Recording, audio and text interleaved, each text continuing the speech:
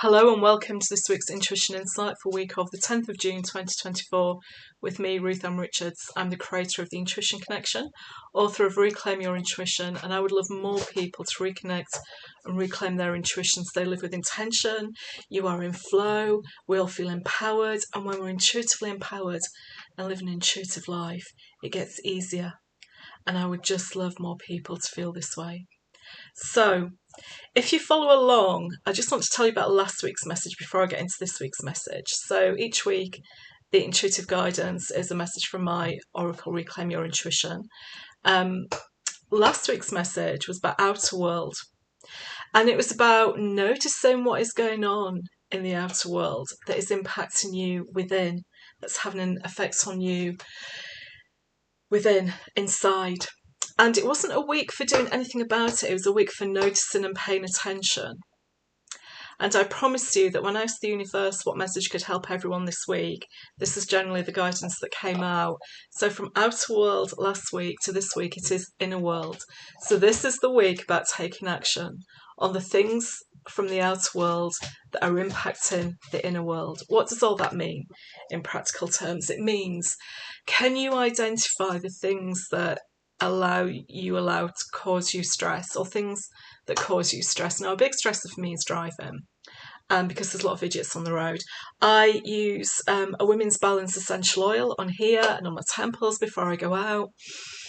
I do some deep breathing before I go out to stay calm. That's one of my stressors.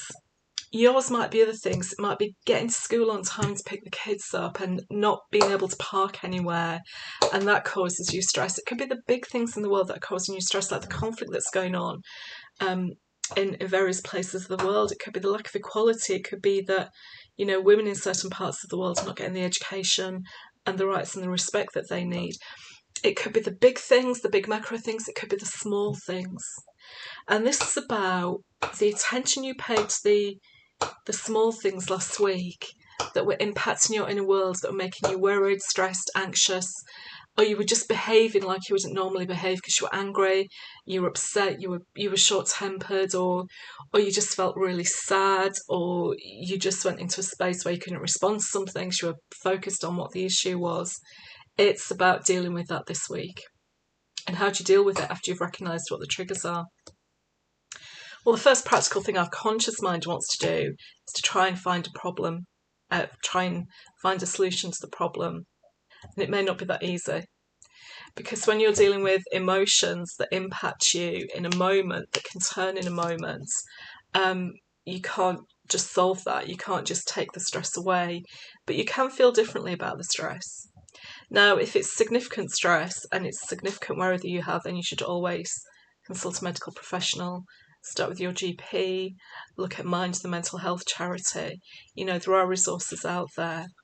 But if it's something like my reaction to bad drivers that you think you can, do for yourself, then think about things that you can do. Is more meditation can help you? Is doing some exercise and getting some physical energy out of your body before you do the thing that stresses you helps? Or in fact, doing that afterwards? But the most important thing to remember that is your inner world is yours. It's the one place that most of us have some control over. It's the one thing we control how we react. So when that idiot pulls in front of me with that indicator and I nearly crash into him because there's not enough space, I can react, and I do quite often, because I just find it disrespectful and rude and it doesn't follow the rules of the road. Or I can just go, okay, phew, I'm safe. I can't control what he does, but I can control my foot on the brake. I can control how I respond to this, and I'm just going to take a deep breath and not let that impact me for the rest of my journey.